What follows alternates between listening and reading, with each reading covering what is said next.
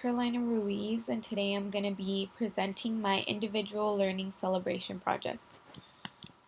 So, my original course expectations were, sex as an act, like what happens and the nooks and crannies of what it is. Body parts and what they do. So, just not anatomy per se of what your body is, but what it does. So, when you reach climax or orgasm, any of the concepts that have the sexual experience, how to speak about sex with students and children. So, I want to be a third grade teacher. So, being being in this course as an elective for an education major, I figured that this course would speak about awkward topics or find a way to speak to your children and students about something that parents might not want their kids to learn about yet. Anatomy, so what exactly are your body parts and what they do. Biology, so what goes on inside of your body, and just overall have it be like a science class mixed with different conversations to have. What are some major insights I learned? Okay, so sex versus gender versus identity versus orientation versus expression versus biology.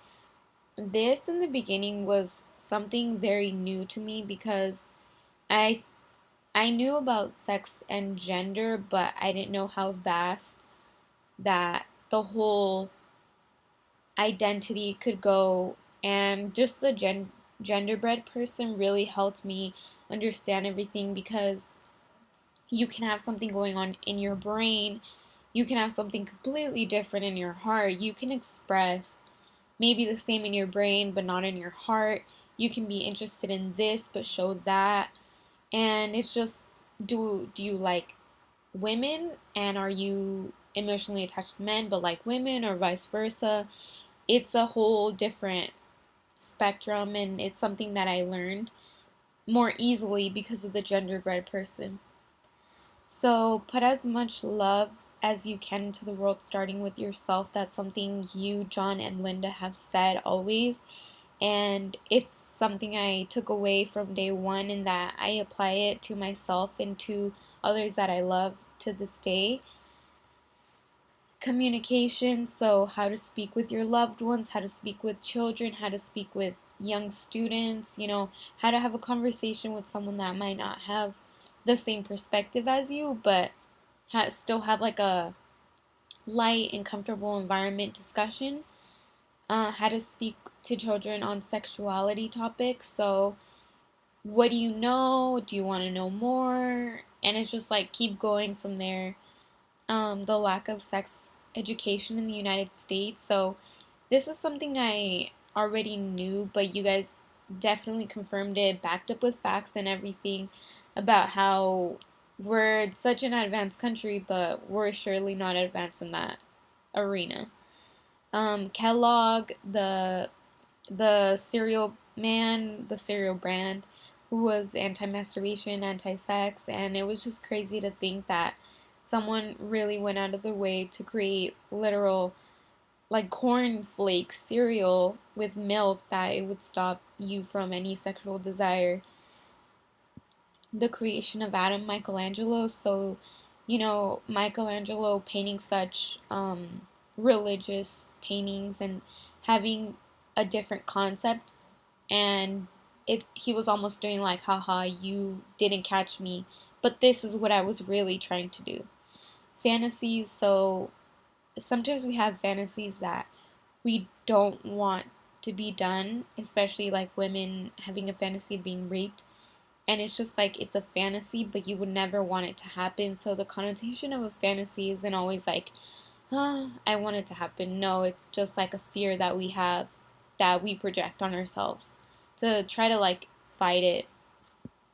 Fetish versus kink. So kink is just there to be like, oh, okay, fun. And then a fetish needs to be there upon arousal, so you cannot fulfill yourself without the fetish being there. Next steps. Openly speak to others about the knowledge that I have learned in this course. So what I have learned, I'm gonna try to, speak to. I already do, but since day one, I was telling my parents, I was telling my friends, my boyfriend, my family members about, the different concepts and how we should all just be overall more open, so we could eventually understand what we need to learn. Create warm, open, and loving environments in my future classroom. Teach children that it's okay to be different or feel different. So, if boys want to play with Barbies and girls want to play with trucks, that's completely okay. It's society that has embedded them that they need to do what their gender does, and that's completely false. And I just want to finish off with a quote that I love by Gandhi. It says, "You must be the change you wish to see in the world." So, since I want to be a third grade teacher, as I said, I feel like I could have a lot of positive influence on these students that they could eventually use on their own when they grow up and apply it to the real world to create a better world than we have right now, as this world has gone to almost ruins because of too many, like too much hate. My concluding meme is, "Hello, 1950s. You left your oppressive gender roles in our century. Can you pick them back up?"